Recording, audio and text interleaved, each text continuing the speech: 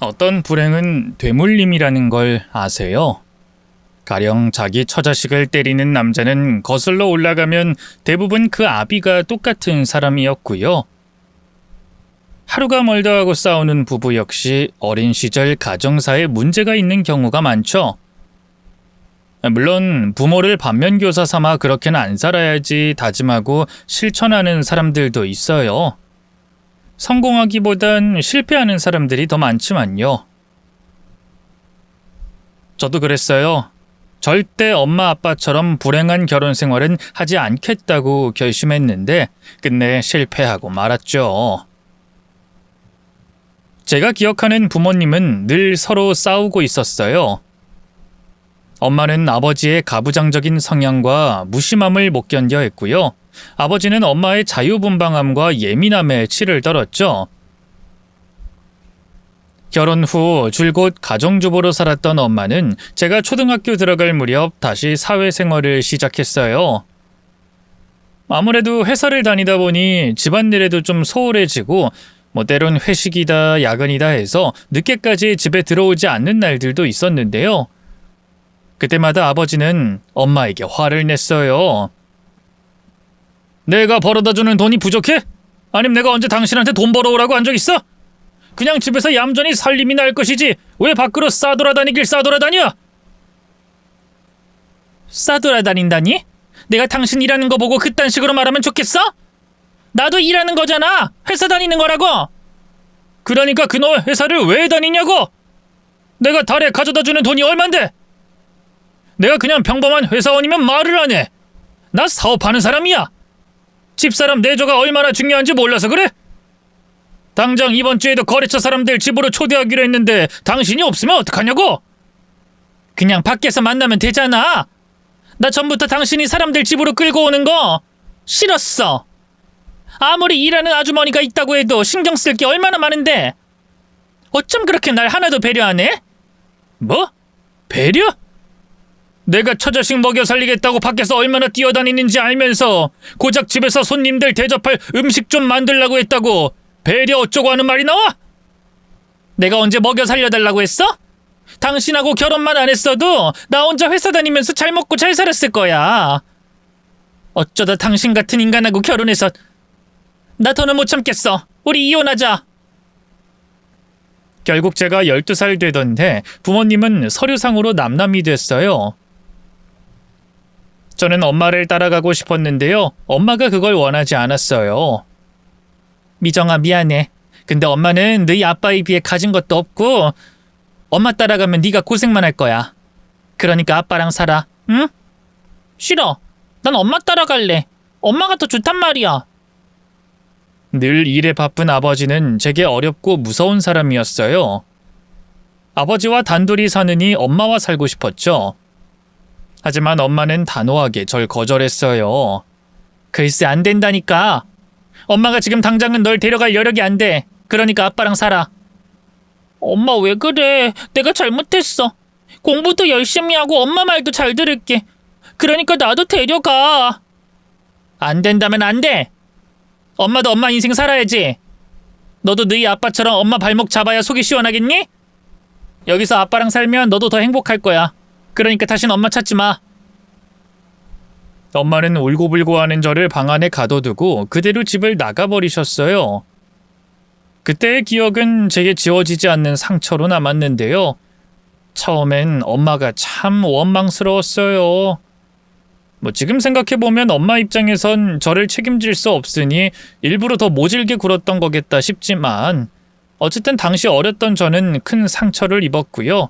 엄마는 물론이고 아버지에게도 마음의 문을 닫아버렸죠. 아버지와 있을 땐 묻는 말 외엔 말도 잘 안 했고요. 되도록이면 밥도 따로 먹으려고 했네요. 그런 상황에서 아버지가 택한 문제 해결 방식은 단순했어요. 단순하다 못해 폭력적이었죠. 바로 제겐 한마디 상의도 없이 재혼을 하신 거였네요. 인사해라 미정아. 이쪽은 네 새엄마 될 사람이랑 네 새오빠야. 어느 날 갑자기 제 앞에 나타난 새어머니는 혼자가 아니었어요. 새어머니 역시 한번 갔다 온 사람이었고요. 전 남편과의 사이에서 낳은 아들을 키우고 있었죠. 네가 미정이구나. 네 아빠한테 들은 대로 예쁘게 생겼네. 앞으로는 아줌마가 미정이 엄마가 돼줄게. 잘 부탁해. 그리고 이쪽은 박정훈이라고 너보다 2살 많은 오빠야. 정훈아 뭐해? 미정이한테 인사해야지. 안녕. 앞으로 잘 부탁한다. 살갑게 웃는 새어머니와 어색한 태도로 손을 내미는 새오빠를 보고 있자니 가슴속에서 무언가가 울컥 치밀어 올랐어요. 저는 새오빠의 손을 그대로 거칠게 쳐내버리고 제 방으로 뛰어 올라갔죠. 아니 저 녀석이! 박미정 너 거기 안 서! 이게 어디서 배워먹은 버리장머리야? 달려와 절 붙잡아 세운 아버지는 마구 화를 냈어요. 이럴 땐 죄송하다고 사과해야 한다는 걸 알았지만 그러기엔 아버지에게 받은 배신감과 상처가 너무 컸죠. 아버지야말로 나한테 어쩜 이럴 수가 있어요? 엄마가 집 나간 지 얼마나 됐다고. 아버지한테 부인이란 그냥 마음에 안 들면 갈아치울 수 있는 부속품이에요? 너 지금 말 다 했어? 어디 애비 앞에서 버르장머리 없이. 왜요? 저도 마음에 안 드세요? 그럼 자식도 저 정훈인지 뭔지 아는 사람으로 갈아치우세요. 그럼 되겠네요. 이 자식이 진짜. 아버지는 결국 손을 뻗어 제 뺨을 때렸어요. 그러자 놀란 새어머니와 새오빠가 달려와 아버지를 막아섰죠. 아이 석중씨 왜 이래요? 진정하세요. 미정이도 너무 갑작스러워서 그러는 걸 거예요. 석중씨가 어른으로서 이해해줘야죠. 맞아요. 흥분하지 말고 말로 하세요. 네? 제 눈엔 모자의 그런 꼴도 아버지에게 잘 보이기 위한 가증스러운 연기로만 보였어요. 저는 제 앞을 막아선 새오빠를 밀어내고요. 그대로 방으로 올라와 문을 걸어 잠갔죠. 그 뒤로 저는 집에서 줄곧 겉돌기만 했어요. 집은 오직 잠자는 용도로만 쓰고요. 대부분의 시간을 학교와 친구 집, 카페 같은 곳에서 보냈네요. 어떻게든 제 마음의 문을 열어보려던 새어머니와 새오빠도 결국 저를 포기했죠. 아버지는 뭐 늘 그렇듯 몇 번 화를 내다 관심을 꺼버렸고요. 그때부터 제 마음속엔 독립에 대한 열망이 가득해졌어요. 내 편 하나 없는 집을 벗어나 저 혼자 자유롭게 살고 싶었죠. 그래서 고등학교 때부터 틈틈이 아르바이트를 해서 돈을 모았고요. 성인이 되자마자 바로 집을 나왔는데요. 사실 독립이라고 부를 수도 없는, 어쩌면 가출이라고 부르는 게 맞을지도 모르는 초라한 홀로서기였어요. 모아둔 돈으로 구한 원룸은 제 한 몸 누이면 꽉 찰 만큼 작은 공간이었고요. 당장 목구멍이 포도청이라 무슨 일이든 해야 했죠. 아버지가 제가 집을 나갔다는 걸 알자마자 모든 경제적인 지원을 다 끊어버렸거든요. 당장 집으로 돌아와. 안 그럼 네 대학 학비고 뭐고 한 푼도 못 준다. 알아들어? 아버지는 돈으로 제 목줄을 쥐려고 했어요. 새어머니도 저를 어떻게든 달래려고만 했죠. 미정아, 너희 아버지 고집 알잖니? 일단은 집으로 들어오렴. 독립은 대학 졸업하고 해도 늦지 않잖아. 아니요, 싫어요. 그깟 대학 차라리 안 가고 말지 뭐. 어차피 제가 가고 싶던 곳도 아니고 아버지가 넣으라고 해서 넣었을 뿐인걸요. 결국 저는 합격했던 대학 진학을 포기했어요. 아버지는 언제나 저를 보면서 누굴 닮아 그 모양이냐고 화를 내셨지만 제 질긴 쇠고집이 어디서 왔겠어요. 학업을 포기했으니 선택할 수 있는 건 취업뿐이었어요. 안 그래도 독립 후 돈이 절실했던 저는 여기저기 닥치는 대로 이력서를 냈죠. 이렇다 할 기술도 경력도 없었지만 그래도 젊음이 한 미천이 돼서요. 다행히 한 중소기업에 격리로 들어갈 수 있었네요. 물론 월급이 쥐꼬리라 그것만으로는 먹고 살 수가 없어서요. 주말엔 따로 카페 아르바이트도 해야 했어요. 사회생활이라는 게 그렇게 호락호락하진 않았지만 그래도 숨막히는 집을 탈출한 것만으로도 숨통이 트이더라고요. 저는 아예 아버지와 연을 끊을 작정으로 연락처도 바꾸고요. 식구들 생일이든 명절이든 절대 집으로 찾아가지 않았어요. 하지만 정말로 혼자가 되자 뼛속 깊이 스며드는 외로움을 참을 수가 없었어요. 밤에 자려고 누우면 자꾸만 눈물이 났고요. 저를 버리고 떠난 엄마 생각이 났어요. 고민 끝에 저는 외할머니에게 연락해 엄마가 있는 곳을 수소문했는데요. 돌아온 대답은 너무나 충격적이었어요. 이제 와서 뭐하러 네 엄마를 만나려고? 괜히 잘 살고 있는 사람 건들지 마라. 그러지 말고요, 할머니. 제발 엄마한테 제 얘기 좀 해주세요. 저 엄마가 너무 보고 싶어요.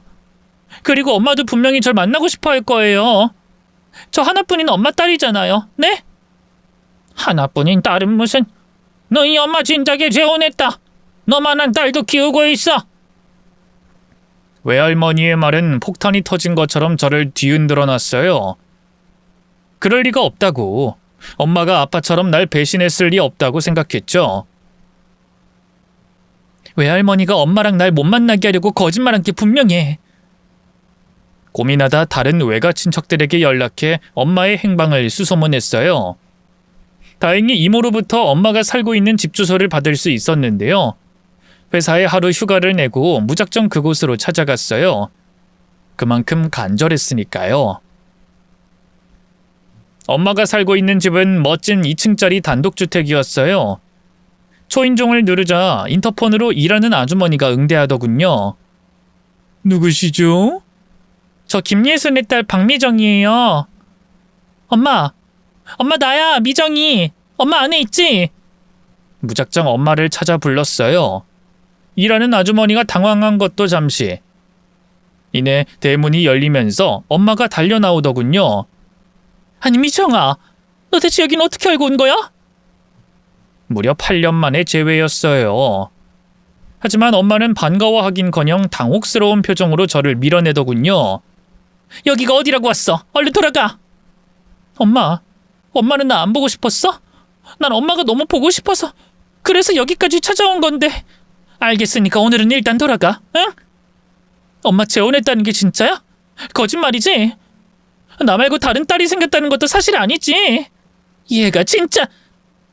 엄마가 이새를 악문 순간 뺨에서 불같은 통증이 느껴졌어요. 엄마가 손을 뻗어 제 싸대기를 때린 거였죠. 저는 아릿한 통증에 그대로 돌처럼 굳어버렸어요. 엄마, 도대체 왜? 그러기 돌아가라고 했잖아. 양육권이고 친권이고 다 네 아빠한테 넘긴 지가 언젠데 왜 또 날 이렇게 찾아와서 못살게 구니? 너나 네 아빠는 아주 똑같아. 내가 잘 사는 꼴을 못 보지 아주. 엄마, 그런 눈으로 나 보지 마. 네 아버지랑 똑같은 얼굴로 날 쳐다보면 얼마나 소름 끼치는 줄 아니? 당장 너네 집 가. 그리고 다신 찾아오지 마. 난 너 진작에 마음에서 묻었으니까. 그제야 알았어요. 엄마가 왜 그렇게 제게 모질었는지. 엄마는 아버지가 너무 끔찍했던 나머지 아버지의 피를 이어받고 태어난 저도 싫었던 거예요. 저는 아버지와 외모고 성격이고 판박이었으니까요. 홀로 씩씩거리던 엄마는 그대로 몸을 돌려 대문 안으로 들어갔어요.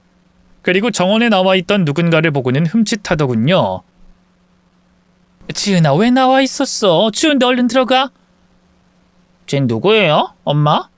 엄마한테 나만한 딸이 있는 줄 몰랐는데. 맞아요. 그 누군가는 다름 아닌 외할머니가 말한 엄마의 의붓딸이었어요.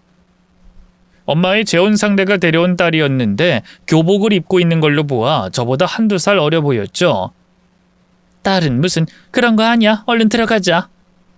당황한 엄마가 그 의붓딸의 손을 다정하게 잡았어요. 그리고는 그 애를 데리고 그대로 집 안으로 들어가 버렸죠. 혼자 남겨진 저는 한참을 우두커니 그 앞에 서 있었었네요. 혹시라도 다시 엄마가 밖으로 나와주지 않을까 하는 어리석은 기대를 품고 말이죠. 그날 이후 저는 천혜의고화가 된 심정으로 하루하루를 살아갔어요. 아버지에게도 또 엄마에게도 버림받았다는 생각 때문일까요? 사는 게 지옥 같았어요. 그렇다고 스스로 목숨을 끊을 용기는 또 없어서요. 매일 출근하면서 이대로 차에 치였으면 하는 생각만 했던 것 같아요. 그런 제가 달라진 건 주말에 일하는 카페에서 만난 한 남자 때문이었어요. 늘 카페라떼 한 잔을 시켜 책을 읽고 가는 손님이었는데요. 하루는 그 남자가 제게 연락처를 묻더군요. 전부터 좋아했다고. 곧 자기 생일인데 밥 한번 같이 먹지 않겠냐고요. 그동안 연애인 도통 관심이 없던 저였는데요. 무언가 삶의 변화를 줄 새로운 계기가 필요하다는 생각이 들었어요.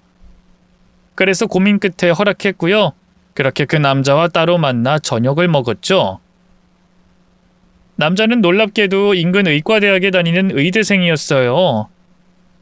목적 없이 하루하루를 살아가는 저와 달리 좋은 의사가 되고 싶다는 멋진 포부를 지닌 사람이었죠. 저는 순식간에 그 남자에게 빠져들었고요. 불같은 연애를 시작했어요. 저희 집이 남자친구 대학하고 가깝다 보니 남자친구가 자고 가는 날이 많았는데요. 나중엔 아예 동거처럼 같이 살다시피 하게 됐고요. 그러다 결혼까지 하게 됐어요.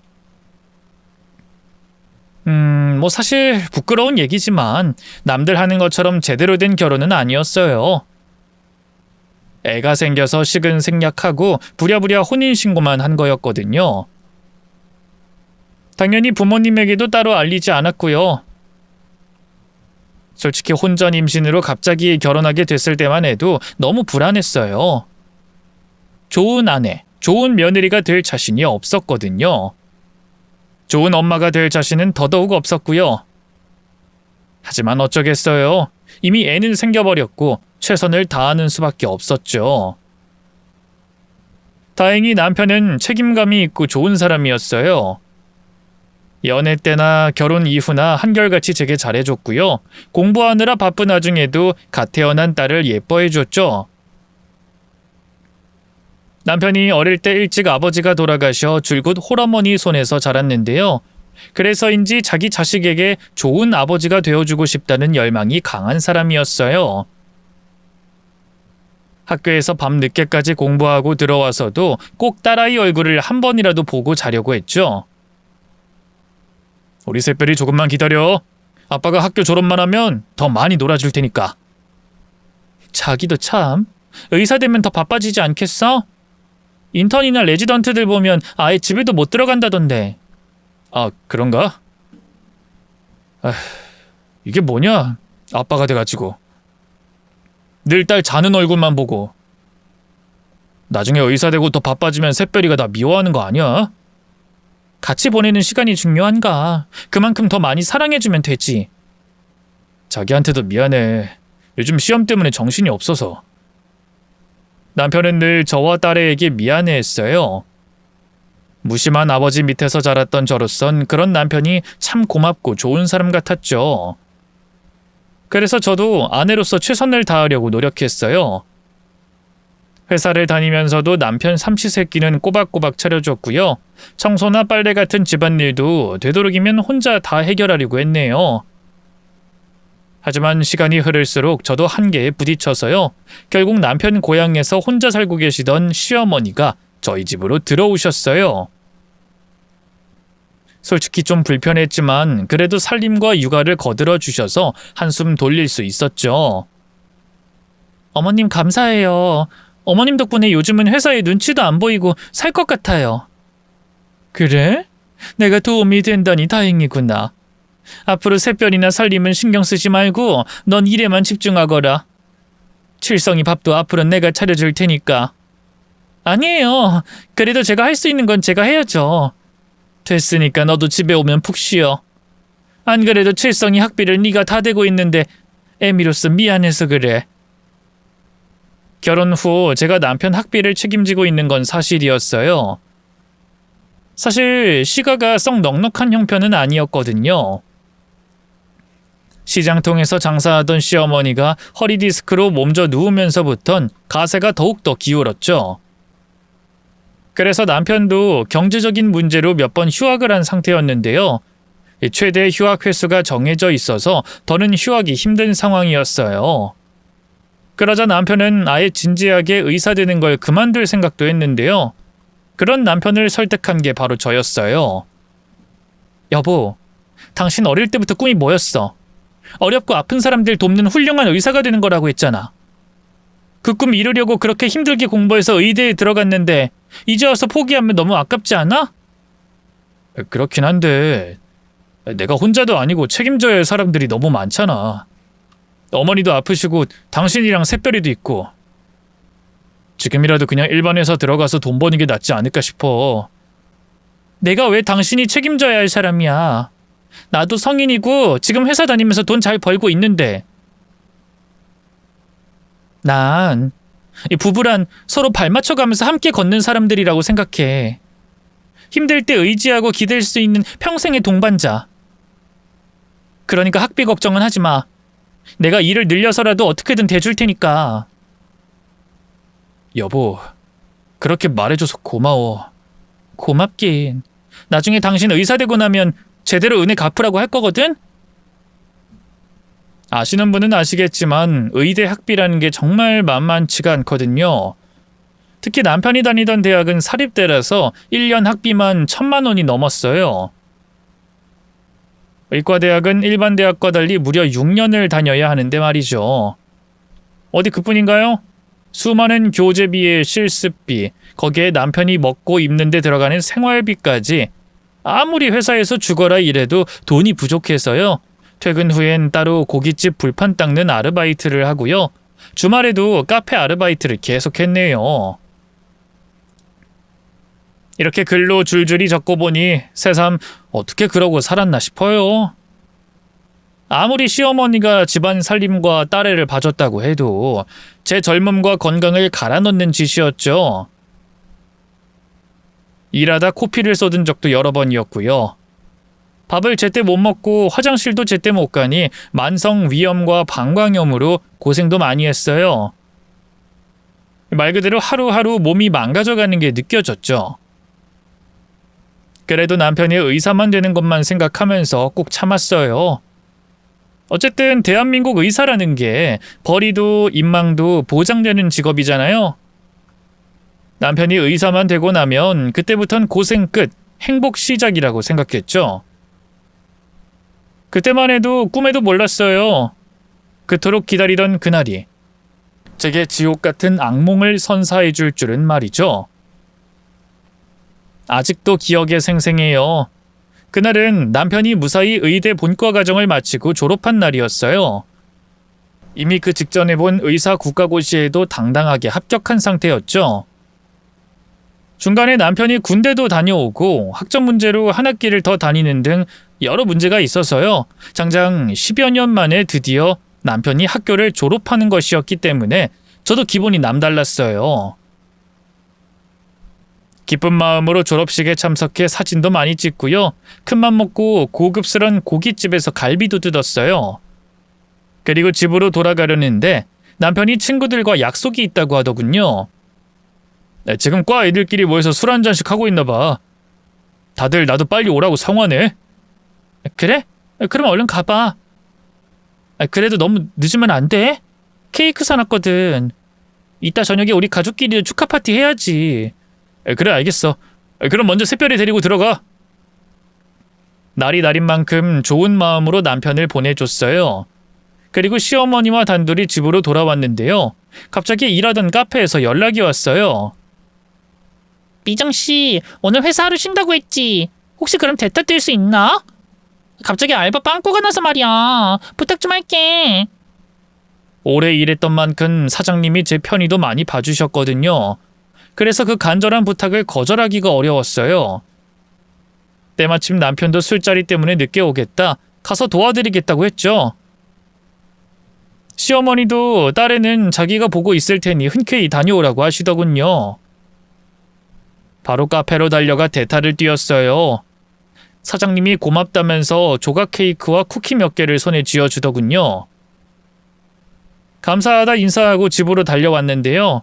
아무리 초인종을 눌러봐도 대답이 없는 거예요. 어머님? 어머님 집에 안 계세요? 결국 직접 현관문을 열고 안으로 들어왔어요. 딸은 작은 방에서 곤히 잠들어 있었고요. 시어머니는 보이지 않았는데요. 안방 화장실 쪽에서 물소리가 들리는 걸로 보아 씻고 계신 것 같더군요. 그래서 저도 일단 거실 화장실에서 샤워 후 다시 시어머니가 계신 안방으로 들어갔어요. 다녀왔다는 인사를 하려고 말이죠.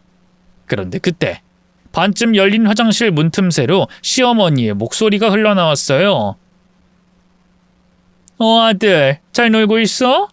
집엔 언제쯤 들어올 거야? 아무래도 남편과 통화 중인 것 같았어요. 통화가 끝날 때까지 기다리려고 그 앞에서 우두커니 서 있었는데요. 남편에게 기특하다, 대견하다 이런저런 말들을 늘어놓던 시어머니가 갑자기 제 이야기를 하기 시작했죠. 미정이? 걘 카페 모테타 뛴다고 나갔다. GCM이라 아주 봉으로 보는 건지 뭔지 이젠 지 딸년 떠넘기는 게 아주 자연스럽다니까? 에휴, 허리 아픈 GCM이는 생각도 안 하는 거지.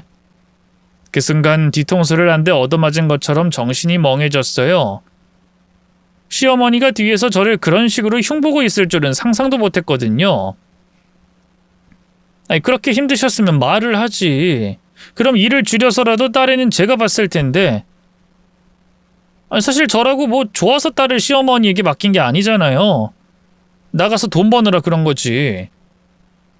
그런 제 마음도 몰라주고 뒤에서 남편에게 제 욕을 하고 있었다는 게 너무 충격이더라고요. 하지만 진짜 경악스러운 일은 그 다음이었어요. 남편이 하는 말을 가만 듣고만 있던 시어머니가 갑자기 그러더군요. 그 여자애도 같이 있다고? 그럼 더 늦어도 되지. 아예 하룻밤 자고 와도 돼.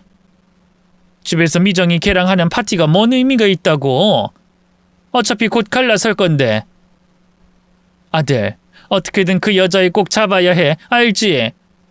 의사 됐으니 며느리도 의사 며느리로 교체해야지. 그래야 격이 맞을 거 아니야. 고졸에 집에서도 버림받은 천출이랑 네가 가당키나 하니? 애초엔 이 대학 학비 아니었으면 결혼도 안 시켰을 거다. 그 말을 듣는 순간 심장이 오그라드는 것 같고 두 손이 덜덜 떨렸어요. 남편에게 다른 여자가 생긴 걸까? 아니야, 그럴 리가 없어. 뭔가 잘못된 게 분명해. 저는 불안함을 참지 못하고 벌컥 화장실 문을 열었어요. 그러자 시어머니가 깜짝 놀라 뒤를 돌아봤고요. 저와 두 눈이 마주치곤 얼굴이 하얗게 질리더군요. 아니 미정이, 네가 어떻게 벌써 퇴근한 거니? 어머님, 지금 그 이하고 무슨 얘기를 나누신 거예요? 그 이한테 다른 여자가 있나요? 뭐? 그게 무슨 말도 안 되는 소리야. 난 그냥 제가 똑똑히 들었으니까 거짓말할 생각 마세요. 말씀해보세요. 그 사람한테 다른 여자가 있어요? 그래서 그동안 그 이하고 뒤에서 절 고졸이니 천출이니 하고 무시하고 있던 거예요? 시어머니는 아무 말도 하지 못했어요. 그러다 핸드폰에 대고 남편에게 얼른 집에 와야 할 것 같다 얘기하곤 전화를 끊더군요. 미정아, 곧 칠성이 온다니까 칠성이랑 둘이 얘기해라. 난 더 할 말 없으니까. 어머님, 얘기해 주세요. 그동안 줄곧 저를 속으론 무시하고 계셨던 거예요? 네? 어머님이 어떻게 제게 이럴 수가 있어요? 제가 그동안 그이 학비 번다고 얼마나 개고생을 했는데. 얘 좀 봐. 누가 보면 뭔 몇 억 보태준 줄 알겠네. 그깟 학비 얼마나 한다고 그래. 우리 칠성이가 의사 돼서 돈 벌기 시작하면 바로 갚을 수 있는 푼돈인걸. 너 행여나 학비 들먹이면서 칠성이 발목 잡을 생각은 꿈에도 하지 마라. 알겠니? 구질구질하게 매달리는 여자는 매력 없어. 이혼할 때 하더라도 깔끔하게 물러서 줘야지. 이혼이라뇨? 전 그 사람이랑 이혼 안 해요. 아니 못해요. 제가 뭘 잘못했다고 이혼을 해요? 지금 그 사람 의사 됐다고 정말로 저 쫓아내려는 거예요? 그렇게 시어머니와 한창 실랑이 아닌 실랑이를 하고 있을 때였어요. 갑자기 현관문이 벌컥 열리면서 남편이 나타났어요. 술을 꽤나 마셨는지 얼굴이 불쾌했고요. 비릿한 알코올 냄새가 코를 찔렀죠. 남편은 저를 보자마자 언성을 높였어요. 저기 지금 어머니한테 뭐 하는 거야? 됐으니까 나랑 얘기해. 그래, 나도 바라던 바야. 당신이 얘기해봐. 당신 정말로 의사 되고 나면 나랑 이혼할 작정이었어? 다른 여자한테 갈아탈 생각이었냐고? 아까 어머님이랑 통화하는 거 다 들었으니까 자발될 생각 말고 솔직하게 말해. 그러자 남편이 깊은 한숨을 내셨어요. 미정아, 일단 흥분을 좀 가라앉혀. 진정 좀 하라고. 난 충분히 진정하고 있거든? 그러니까 얼른 말해. 말하라고! 의사 되고 나면 작정하고 너랑 헤어진다든가 할 생각은 없었어. 내가 그런 쓰레기로 보여? 다만 같이 공부하던 동기한테 얼마 전에 고백을 받았어. 흔들리지 않을 줄 알았는데 흔들리더라. 자꾸 걔한테 눈이 가고 같이 있으면 즐겁고 웃음이 나고. 그때 깨달았어. 내가 걔를 사랑한다는 걸. 뭐? 사랑? 그 여자를 사랑한다고? 그럼 난 뭔데? 원래 사람 마음이라는 게 변하기 마련이잖아. 아니 솔직히 말하면 단 한순간도 자기를 사랑하지 않았던 것 같아. 그냥 샛별이가 생긴 책임감 때문에 자기랑 결혼까지 한 거지. 난 줄곧 자기랑 샛별이를 짐처럼 여기고 있었어. 남편의 말에 두 발을 딛고 선 땅이 무너지는 기분이었어요. 그런 제 마음을 아는지 모르는지 남편이 계속해서 말을 이었어요. 어쩌다 보니 어머니도 그 동기에 대해 알게 됐고, 실은 셋이서 몇 번 만나서 밥도 먹었어. 걘 내가 이혼하고 자기한테 와주기만 하면 다 괜찮대. 그만큼 날 사랑한대. 당신도 진짜 그 여자를 사랑해? 설마 벌써 같이 잔 건 아니지? 제 말에 남편은 아무 대답도 못했어요. 그저 두 눈을 내리깔고 시선을 피할 뿐이었죠. 그것만으로도 이미 긍정의 대담이나 다름없었네요. 쓰레기 같은 자식, 개자식, 네가 어떻게 나한테 이럴 수가 있어? 미안해 미정아. 대신 이혼하면 샛별이 친권이랑 양육권은 다 포기할게. 또 네가 그동안 대준 학비나 이런 것들도 다 갚아줄 거고. 미안하다. 남편의 뻔뻔한 말에 기가 막혔어요. 딸의 친권과 양육권마저 포기하겠다는 말엔 심장이 칼로 후비는 듯 아파오더군요. 나야 그렇다 쳐. 근데 우리 샛별이 아직 초등학생이야.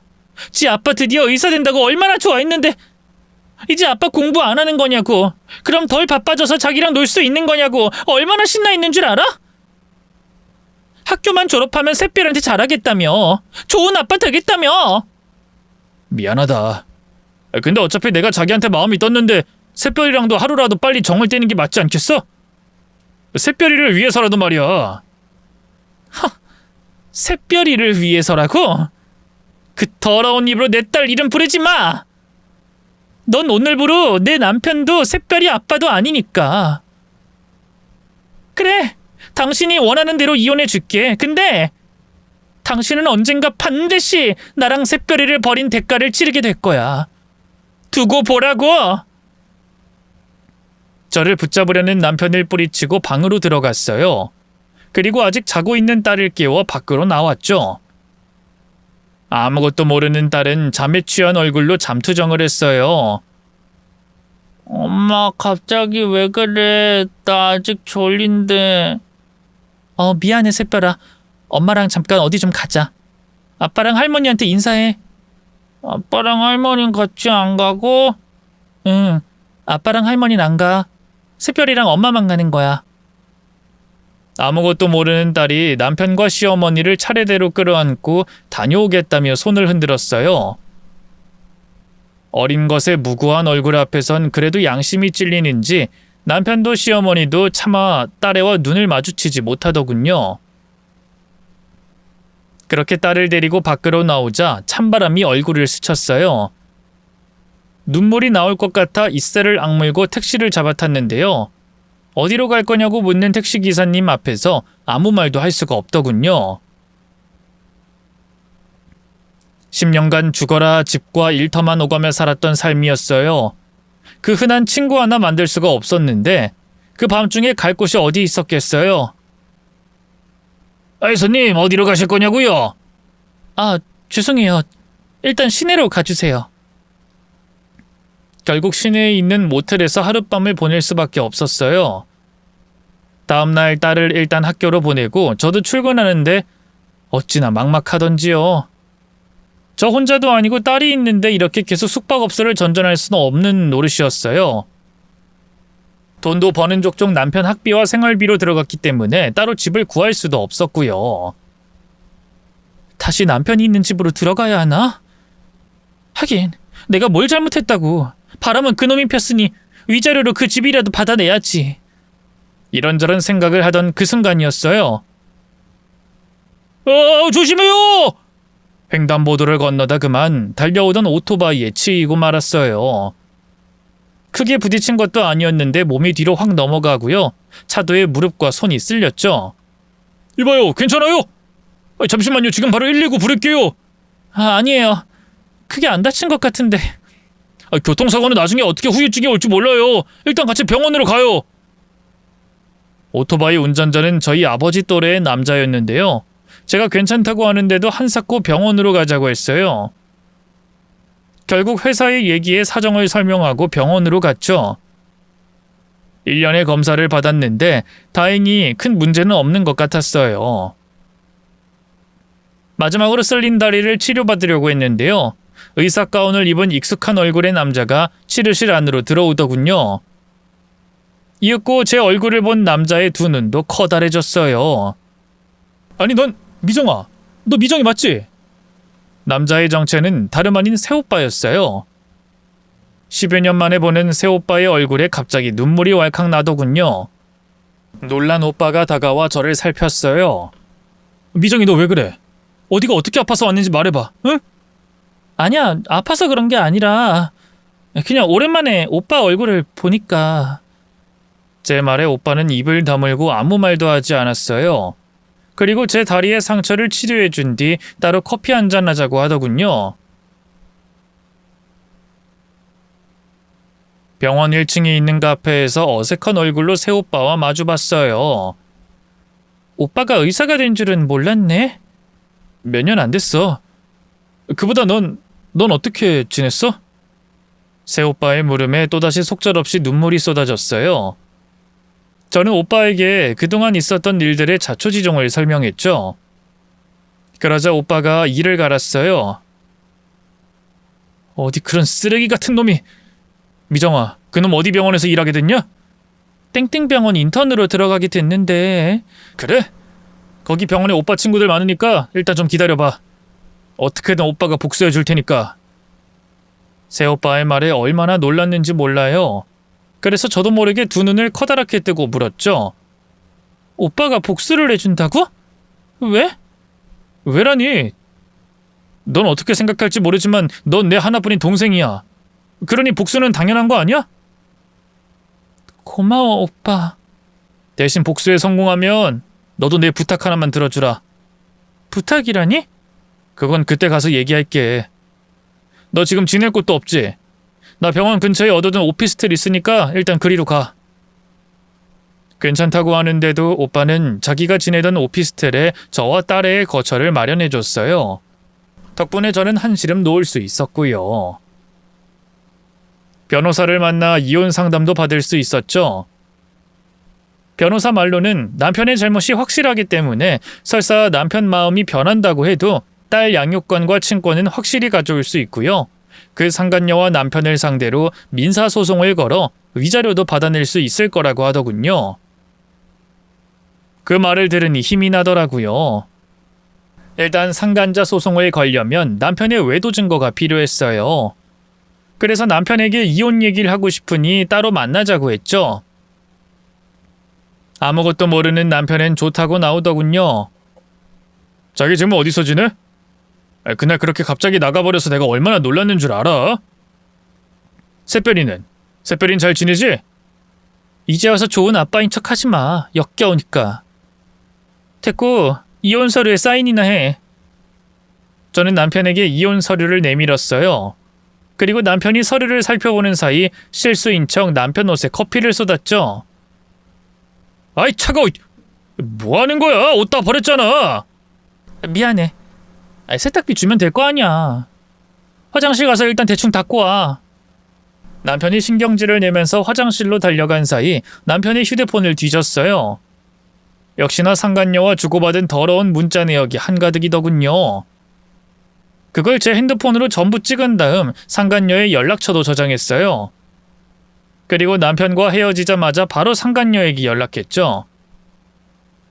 딱히 어떤 정보를 캐내려고 한 건 아니었고요. 그냥 궁금했어요. 남편이 저와 딸애를 버리고 선택한 여자가 누구인지 말이죠.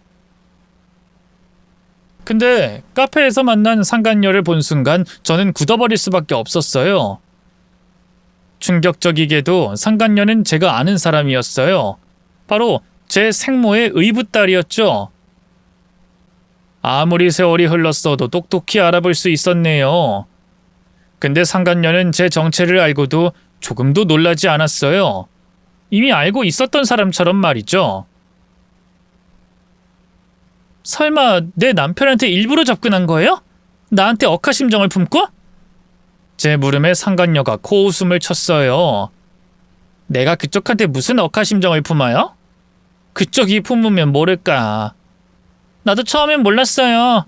그러다 칠성 오빠 핸드폰에 있는 그쪽 사진 보고 알게 된 거지. 처음엔 뭐 놀라긴 했는데 어쩌겠어요. 그땐 이미 칠성 오빠랑 갈 때까지 간 사이였고 오빠가 나 아니면 안 된다는데. 상간녀의 뻔뻔한 말에 절로 분노가 치밀어 올랐어요. 지금 그걸 말이라고 해요? 남의 남자 뺏어서 멀쩡한 가정 파탄내놓고 뭐? 어쩌겠냐고? 하지만 상간녀는 일말의 양심의 가책도 느끼지 않는 것 같았어요. 오히려 피식 비웃음을 흘리기만 하더군요. 그냥 그쪽 운명이라고 생각해요. 나한테 엄마도 빼앗기고 남편도 빼앗길 팔자였다고. 그 말에 머릿속에 한 가닥 남아있던 이성의 끈이 툭 끊어졌어요. 저는 그 자리에서 상간녀의 뺨을 후려치고요. 머리채를 휘어잡고 탈탈 털었어요. 그러자 상간녀는 별다른 반항도 못하고 비명만 내질렀죠. 이거 안 나? 대체 뭐 하는 거야 야만적이게? 남의 남자 빼앗은 년이 누구한테 야만적이래? 뭐? 운명이라고 생각하라고? 너 지금 그걸 말이라고 하니? 아휴, 이러니까 엄마한테도 오빠한테도 버림받았지. 무식하게 힘만 세선. 이거 놔. 놓으라고! 저는 반성의 기미가 없는 상간녀의 머리채를 더욱 세게 잡아뜯었어요. 결국 지켜보던 카페 사장이 말려서 손을 놓긴 했는데요. 한 움큼 손에 쥐어져 있는 머리카락을 보니 속이 좀 시원하더군요. 상간녀는 자기 머리에 난 땜빵을 보더니만 길길이 날뛰기 시작했어요. 당신 미쳤어? 내가 당신 폭행죄로 고소할 거야. 이대로 가만히 있을 것 같아? 그래, 고소할 테면 해봐. 나도 너 고소할 거니까. 어디 그뿐인 줄 알아? 너 인턴으로 들어가는 병원에 너 남의 남자 빼앗은 상간녀라고 다 소문낼 거야. 어디 두고 보라고. 그 말엔 좀 겁이 났던가 보죠. 상간녀의 얼굴이 흑빛이 됐어요. 그러기만 해. 명예훼손으로 고소할 거니까. 해봐 어디. 변호사 말론 그래봤자 벌금형 나올 거라는데 그깟 벌금 내고 말지. 거지 주제 뭐 이렇게 무서운 게 없어? 당신이 그 벌금을 낼 수 있을 것 같아? 못 내면 바로 노역으로 끌려가. 알아? 그럼 당신 딸도 못 본다고. 글쎄 그렇게 될진 한번 두고 봐야지. 네가 네 엄마한테 못 들었나 본데 우리 아버지가 사업을 좀 하거든. 오빠도 의사고. 너 따위 두려울 게 없다 이 말이야. 거짓말 마. 오빠 말로는 당신 집안이랑 결혼했다며. 안 보고 산 지 10년도 넘었잖아. 그래. 근데 너랑 그 개자식 덕분에 다시 보고 살게 됐어. 고맙다고 해야 하나? 사실 아버지랑 화해한 건 아니었지만 일부러 세게 나갔어요. 상간녀는 바들바들 떨다 집으로 돌아갔고요. 저는 예고했던 대로 남편과 상간녀를 고소했죠. 며칠 뒤 남편에게서 연락이 왔어요. 근데 소송보다는 다른 데 관심이 있더군요. 지은이 말로는 자기가 땡땡기업 딸이라는데 사실이야? 사실 그동안 남편에게 친정 부모님이 어떤 일을 하는지 굳이 얘기한 적이 없어요. 어차피 절연해서 안 보고 사는데 그냥 대충 평범한 집안이었다고 둘러댔죠. 그래서 남편도 그동안 저희 아버지가 어떤 일을 하고 있는지 까맣게 몰랐는데요. 상간녀에게 전해 듣게 된 모양이더라고요. 어차피 이혼하는 마당에 그게 중요해? 당연히 중요하지. 왜 그동안 말을 안 했어? 자기가 땡땡기업 딸이라는 거 알았으면 뭐 이혼 안 했을 거라고? 쓰레기 같은 자식. 그게 할 말이니? 아니, 내 말뜻은 그런 게 아니라 우리가 이렇게 된 데는 경제적인 이유도 있었으니까. 난 돈 한 푼 못 버는데 자기 혼자 고생하고 이러니까 내 마음이 불편하고 부채감 느껴지고 그래서. 개소리 그만하고 이혼 소송 준비나 해. 위자료 두둑하게 준비하고. 더는 상대할 가치가 없어서 남편의 전화를 끊어버렸어요. 남편은 그 뒤로도 자꾸만 이런저런 핑계로 연락을 해왔는데요. 도대체 이게 뭐 하자는 수작인가 싶어서 한 통도 받지 않았네요. 그 사이 이혼 소송은 무사히 진행돼서요. 저는 남편과 서류상 남남이 된 건 물론이고요. 상당한 위자료도 뜯어낼 수 있었네요. 물론 제 진정한 복수는 이제부터가 시작이었어요. 저는 일단 남편과 상간녀가 인턴으로 들어간 병원에 둘이 바람난 사이라는 소문을 쫙 냈어요.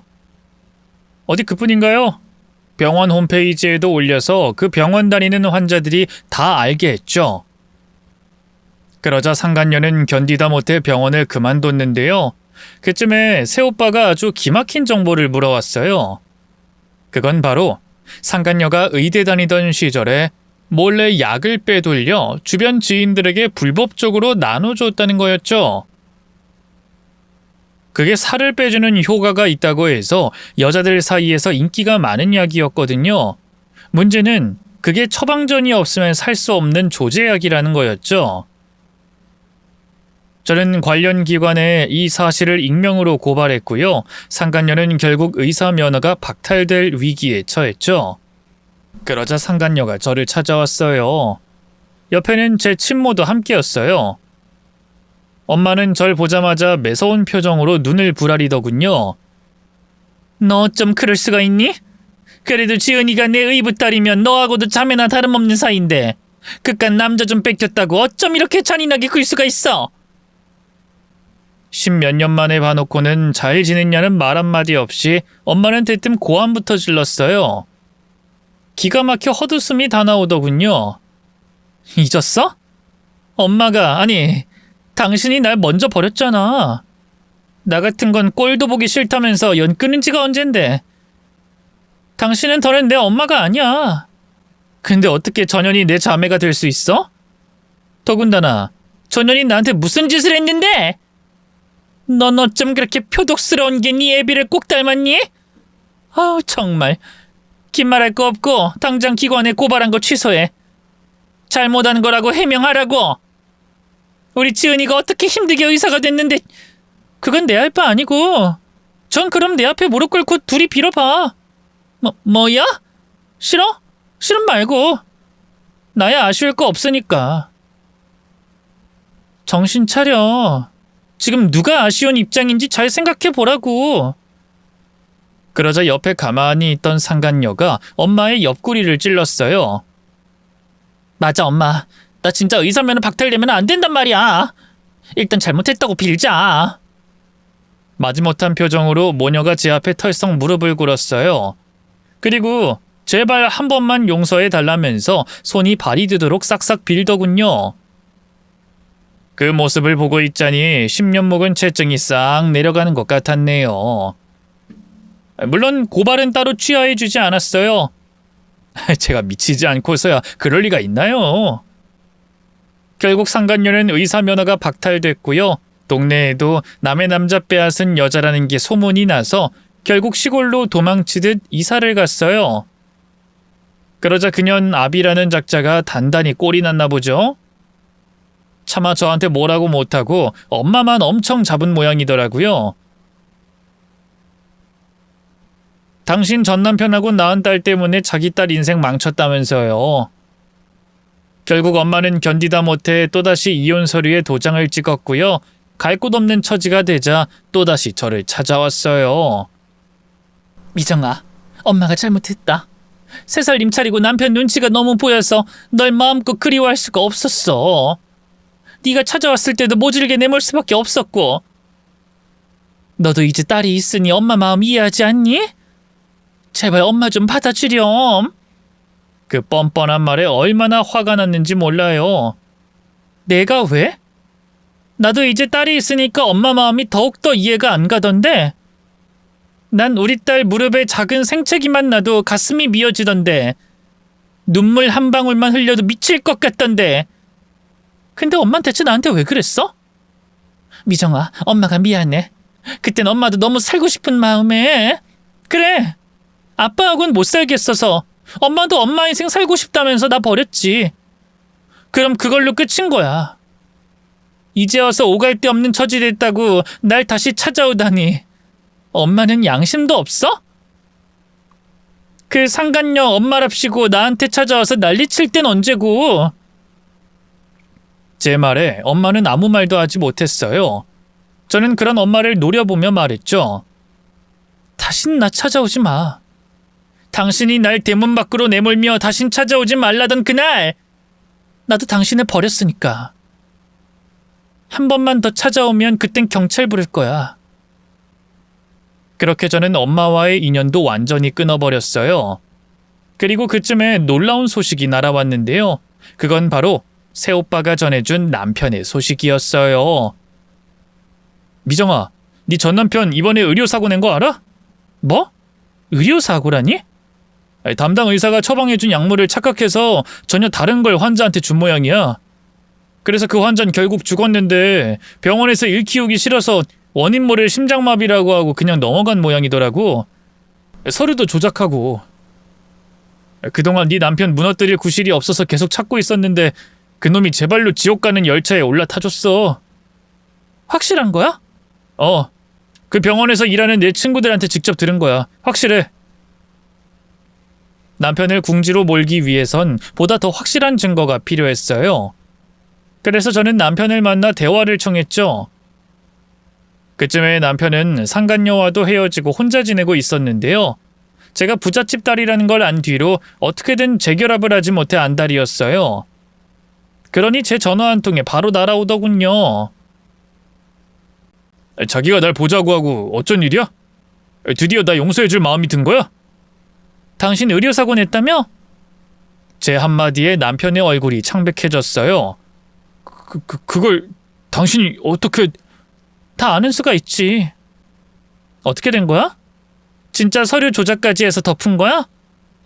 아니, 난 일부러 그러려고 그런 게 아니라...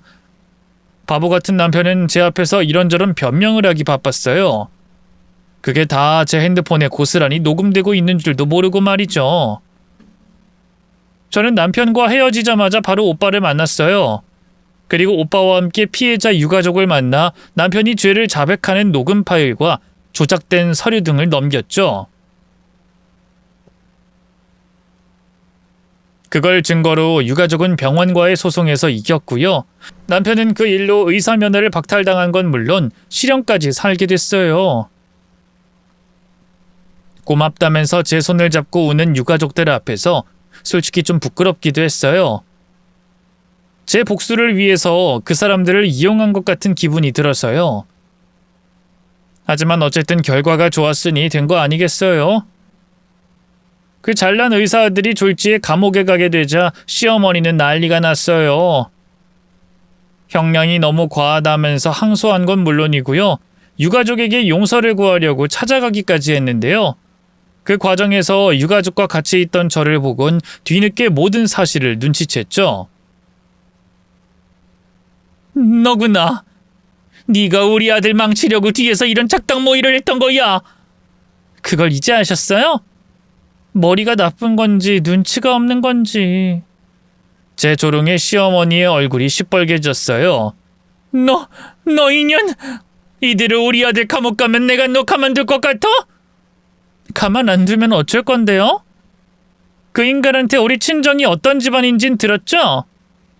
어머님이 저한테 돈으로 이길 수 있어요? 힘으로 이길 수 있어요? 장담하건대 어머님이랑 어머님 아들은 제 털끝 하나 못 건드려요. 제 말에 시어머니는 부들부들 떨기만 할 뿐 아무 말도 못했어요. 그러다 갑자기 제 앞에 털썩 무릎을 꿇더군요. 미정아, 내가 잘못했다. 애초에 칠성인 너 두고 다른 여자한테 한눈 팔 마음도 없었어. 내가 다 옆에서 부추긴 거지. 네가 분에 넘치는 며느리라는 것도 모르고 내가 너무 어리석었다. 제발 한 번만 용서해 주렴. 아니, 나는 용서해 주지 않아도 좋으니까 제발 우리 칠성이만큼은...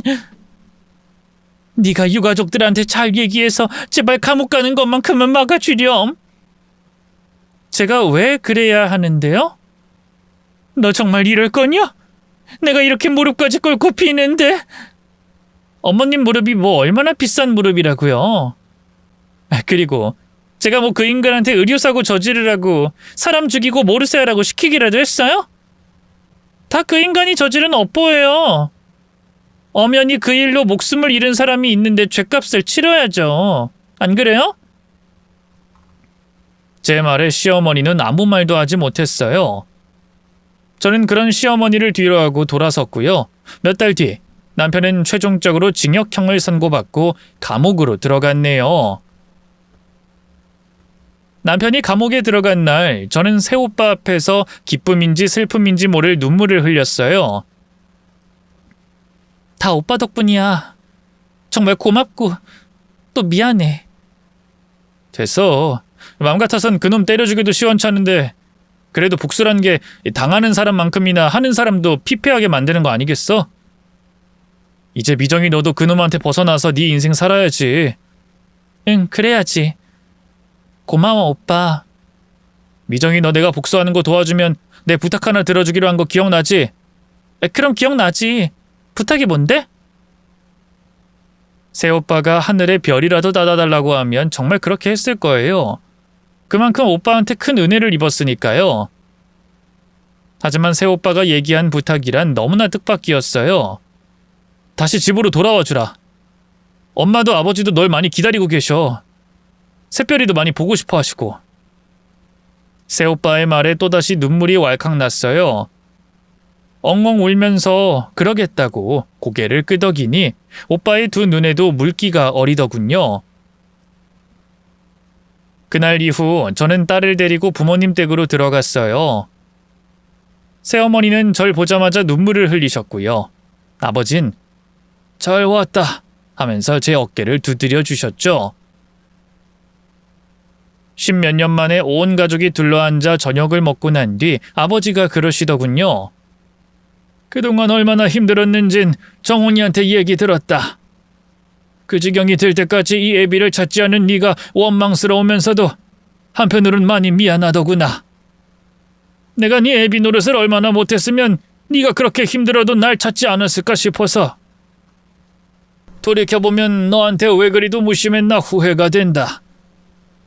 한 번만 더 널 다시 키울 수 있다면 그땐 더 잘 키울 수 있을 텐데. 아버지의 후회 섞인 말에 울컥 눈물이 나왔어요. 소리도 못 내고 흐느끼기만 하자 아버지가 조심스럽게 다가와 저를 끌어안았어요. 부모 자식이란 게 뭔지 그것만으로도 수십 년간의 원망이 확 녹아내리더군요. 지금 저는 가족들과 또 딸과 함께 잘 지내고 있어요. 곧 명절이 다가오는데 썰밤 가족 여러분도 가족들과 함께 즐거운 시간 보내시길 바랍니다. 긴 얘기 들어주셔서 고맙습니다. 모두 건강하세요.